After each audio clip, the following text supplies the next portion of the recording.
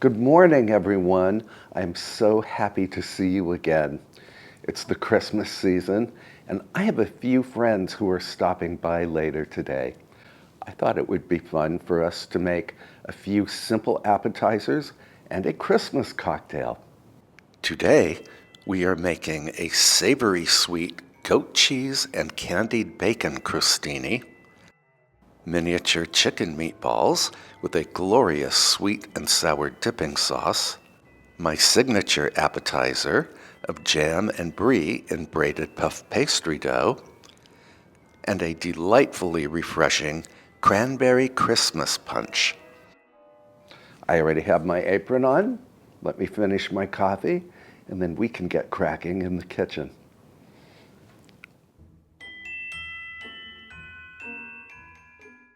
For the chicken meatballs with sweet and sour dipping sauce, the first thing I need is a small onion. This is one of the onions from my garden that did not grow to any substantial size, so it's perfect for this recipe. And I will link this recipe in the description box below. And I'm going to grate the onion into my mixing bowl. And the reason we are grating the onion is so that we don't have any big chunks of onion in our meatballs. We're essentially making an onion puree. This may be a small onion, but it's definitely a potent onion. My eyes are tearing up.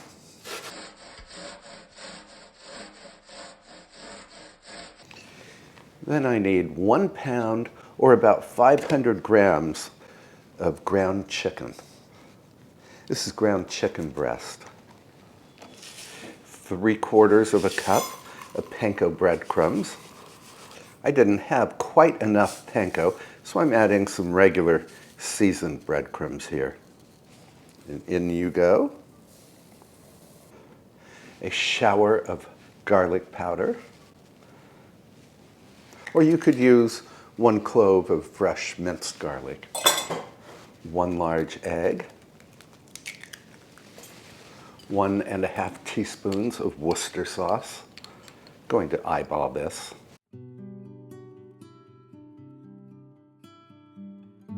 3/4 teaspoon of salt. And grinds of black pepper.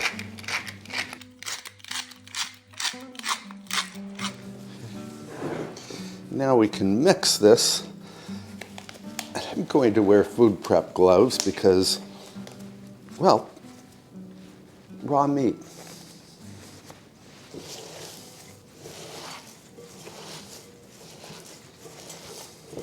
If you want to make these little meatballs gluten-free, you can always substitute gluten-free breadcrumbs for the regular panko. There's even a gluten-free panko that I've seen in the market. Okay, now we have to form these into miniature meatballs. I'm using my 1-inch diameter scoop here. And I don't remember how many meatballs exactly this recipe makes, but I do remember that it makes a lot of them.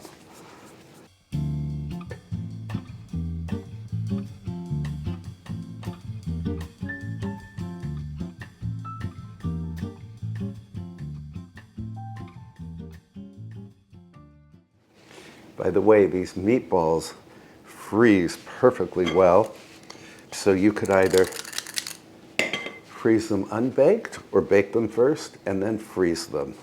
The sweet and sour sauce also stores well, either frozen or just refrigerated. So we managed to make 32 miniature meatballs. I forgot to preheat my oven. 425 degrees Fahrenheit or 220 degrees Celsius.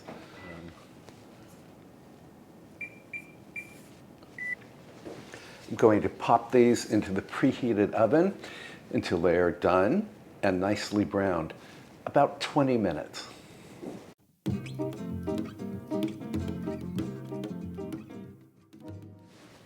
While the meatballs are baking, I'm going to go ahead and make the sweet and sour dipping sauce. 1 tablespoon of cornstarch, which you may know as corn flour. Corn flour is not cornmeal. It's an entirely different animal. 1/4 cup or 65 mils of water. 1/2 cup or 125 mils of apple cider vinegar. I'm going to add a little less than that because I like sweet and sour, but I don't like overly sour.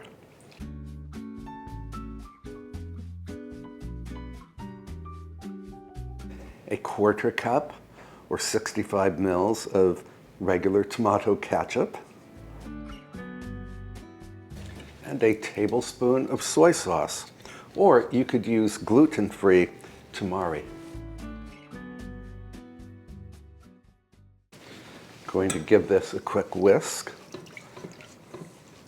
Then I'm going to heat this on the stovetop while whisking occasionally until the mixture thickens.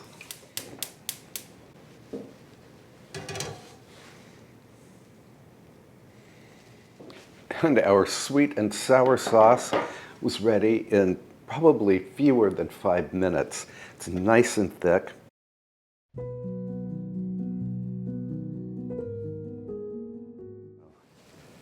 These little chicken meatballs smell just incredible. They look pretty too. And between the meatballs and the sweet and sour sauce, my whole kitchen smells wonderful. I'm going to let these cool to room temperature. Then I will pop them into the refrigerator and reheat them and the sauce shortly before my guests arrive. And I will show you that.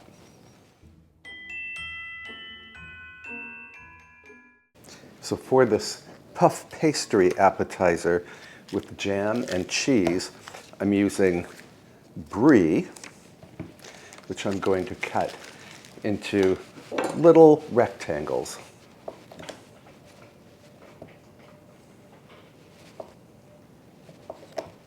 Then I need a sheet of puff pastry, thawed but still quite cold. And the nice thing about this pastry is that it comes folded, so we have 3 panels. And we can assemble the appetizer right here on this parchment-lined baking sheet. I need to spread a couple of tablespoons of jam on the center panel. This is the strawberry jam that you and I made together last summer from fresh strawberries, fresh in-season strawberries. Then add the cheese.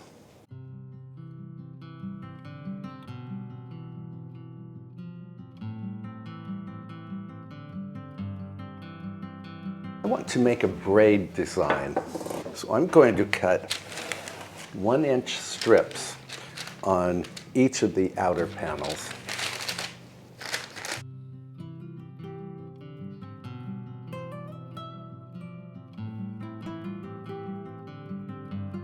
And then I fold the outer strips over the cheese and jam. This puff pastry appetizer is always a hit. I make it almost every time that I invite guests over to the house for drinks and nibbles. And to help the pastry to brown in the oven, I'm going to brush it with 1 beaten egg. Now, usually puff pastry recipes tell us to brush the pastry with beaten egg immediately before baking, but I have found that if I brush the pastry before I refrigerate it, the pastry still browns just fine. So I'm just saving 1 step that I will not have to do at the last minute.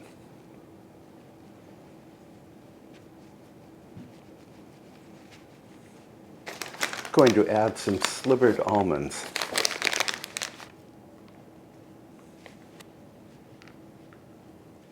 Shortly before my guests arrive, I will preheat my oven to 400 degrees Fahrenheit or 200 degrees Celsius, and then bake this pastry for 20 to 25 minutes. You want it to puff and turn golden brown. I'm going to put mine in the refrigerator. And then we need to buy some herbs to garnish our miniature meatballs. So let's make a quick trip to the berry farm.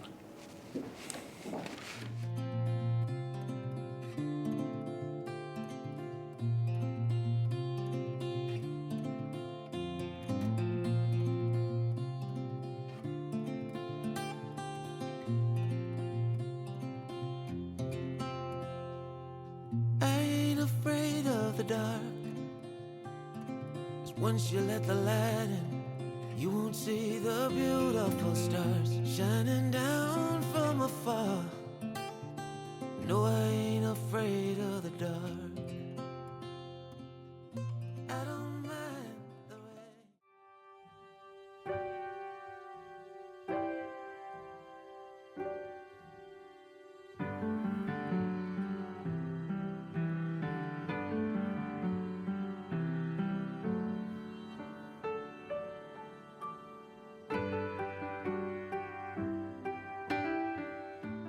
I'm also buying a fresh baguette and some local honey for the crostini appetizer that we will make when we return home.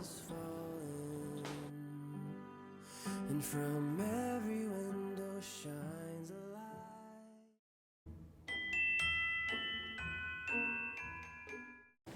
Our third appetizer is one that we found on TikTok. It's candied bacon with goat cheese and honey crostini. Sounds delicious. So I have placed a rack over a parchment-lined baking tray. And then I need 3 to 5 strips of thick-cut bacon. There are no exact proportions to this recipe. Now I think I might as well cook all of the bacon in this package, even though I'm not going to need all of it for our crostini. Some of the bacon can be reserved for food prep. I'm only going to turn 3 of these strips of bacon into candied bacon. So I'm going to sprinkle these 3 strips with a little black pepper. Then we need some brown sugar. I'm going to sprinkle the brown sugar right on top of these 3 strips of bacon.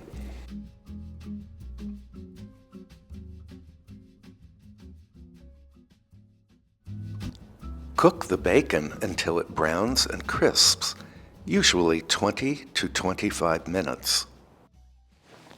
And while the bacon is cooking, we can go ahead and prepare the base for our crostini, which is the baguette that we purchased earlier at the berry farm.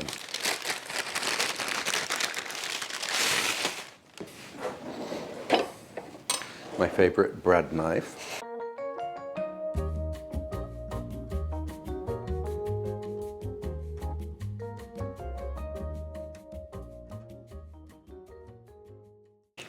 I'm only making 9 of these crostini. So I have 9 baguette slices here. I'm going to throw these onto a baking tray here.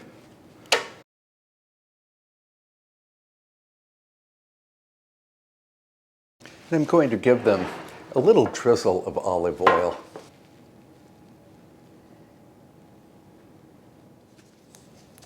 We're going to crisp the baguette as soon as the bacon is done. But for now, I want to prepare the goat cheese by just letting it come to room temperature. And I'm not sure how much I will need.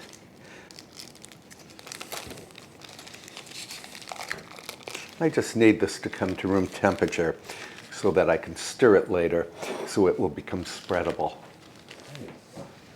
Our bacon is done.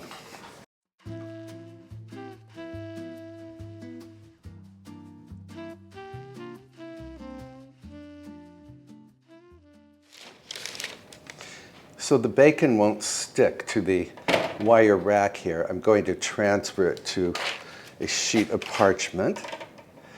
These first three are the ones that we candied with the black pepper and the brown sugar. They look beautiful. They look very glossy. And the nice thing about cooking bacon on a rack is that all of the fat drips into the pan below. And I normally save my bacon fat, except this time there's brown sugar mixed in, so I don't think I will save it. And we can set this aside to cool. Meanwhile, I've increased the oven temperature to 425 degrees Fahrenheit or 220 degrees Celsius. And I'm going to crisp up our baguette. That will take about 7 minutes.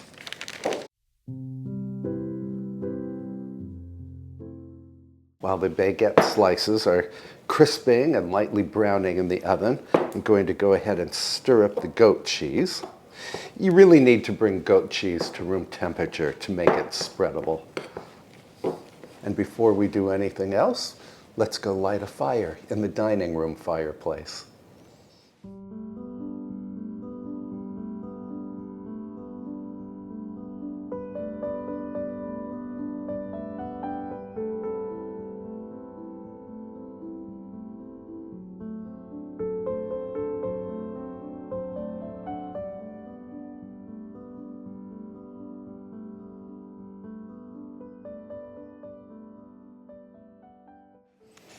Our bread became nicely toasted in about 7 minutes. I'm going to let this cool for a moment, and then I want to lower the oven temperature to 400 degrees Fahrenheit or 200 degrees Celsius for our puff pastry with strawberry jam and brie. And I'm going to warm the chicken meatballs in a 200 degree Fahrenheit or 90 degrees Celsius oven. I'm going to use my lower oven for the meatballs. And we can warm the sweet and sour sauce on the stovetop. And I want to cut the candied bacon strips into smallish pieces.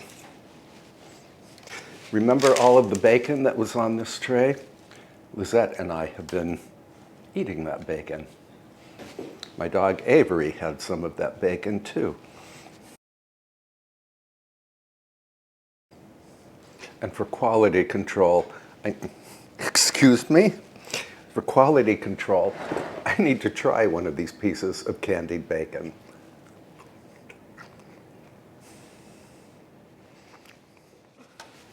This is not one of the candied slices. Okay, sit. Good girl. Let me know if your dog adores bacon as much as mine obviously does. Okay, my guests are due to arrive shortly, so I'm going to go ahead and bake off the puff pastry appetizer.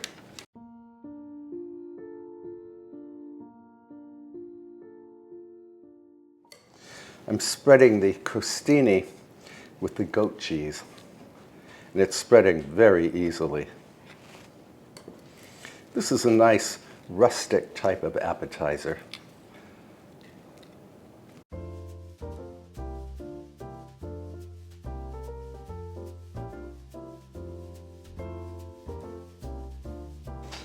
Then I'm topping each crostini with a piece of the candied bacon.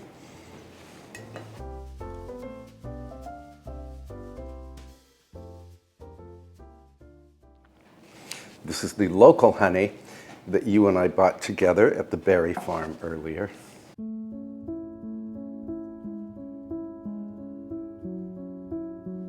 Then I want to put a little sprig of thyme on each one.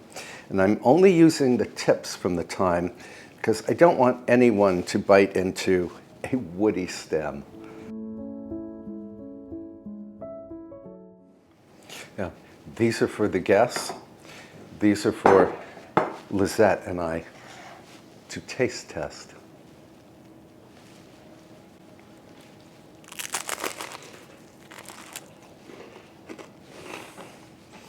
Crunchy, creamy, savory, sweet, Just perfection. What do you think, Lizette? Absolutely wonderful. This crostini is Kevin Lee Jacobs approved. Here are the warmed meatballs, or chicken meatballs. And I'm going to transfer some of these to a bowl.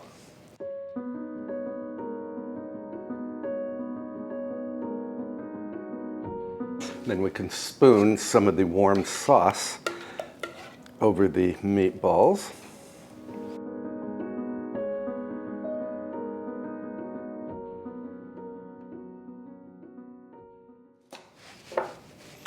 We can put the remaining sweet and sour sauce in this little bowl in case anyone wants to dip their chicken meatballs. Then I have these little cocktail forks. We can stab each meatball, place it on the platter. Ooh, look at this. Well, our puff pastry was finished before I finished this platter of chicken meatballs. Look at this. I think it is absolutely gorgeous. I'm going to let it cool for a moment. Of course, we need to try one of these sweet and sour chicken meatballs before we present them to the guests.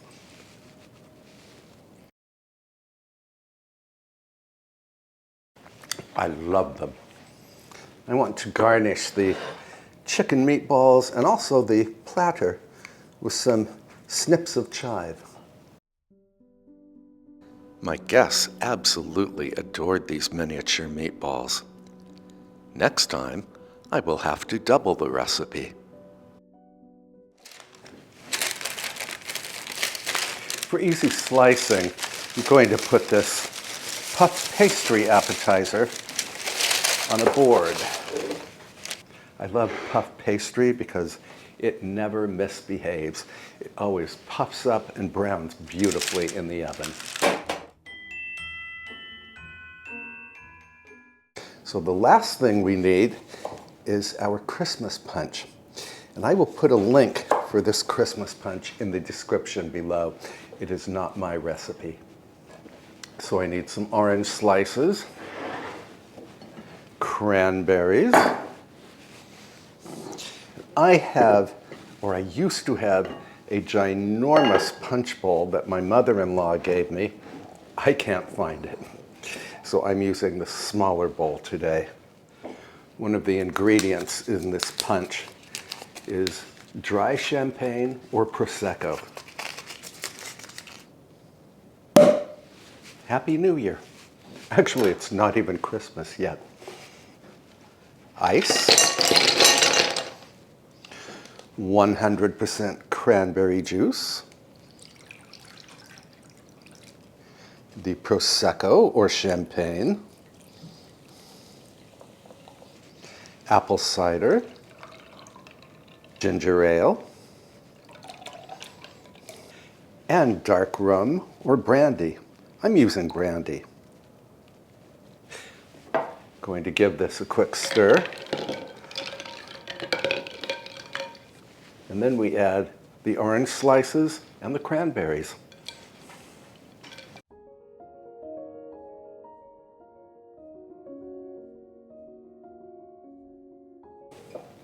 I'm going to serve this punch in these little punch glasses. I'm going to garnish each glass with a small wedge of orange.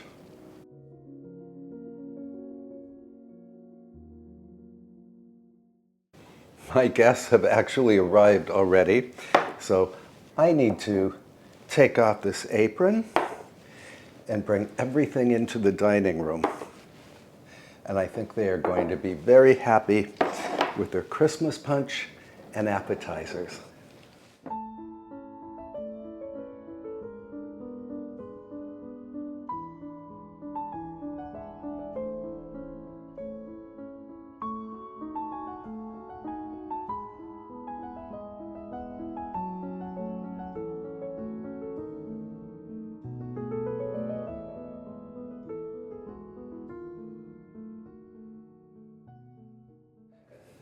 My friends have left, and let me tell you, everybody loved the appetizers, and we all loved this little cup of Cranberry Christmas cheer. I'm going to have another sip. This is truly delicious, my friends. Of course, I was totally relaxed for this little party because we had made everything ahead of time. In fact, I have very little cleanup to do. I will put all of today's recipes in the description box below, and I hope you will try the appetizers and this little Christmas punch. In the next episode, we are going to make 4 fabulous cookies that you can gift to yourself or to someone you love. And until then, please treat yourself very, very well, and I will see you in the next episode. Happy Christmas, friends.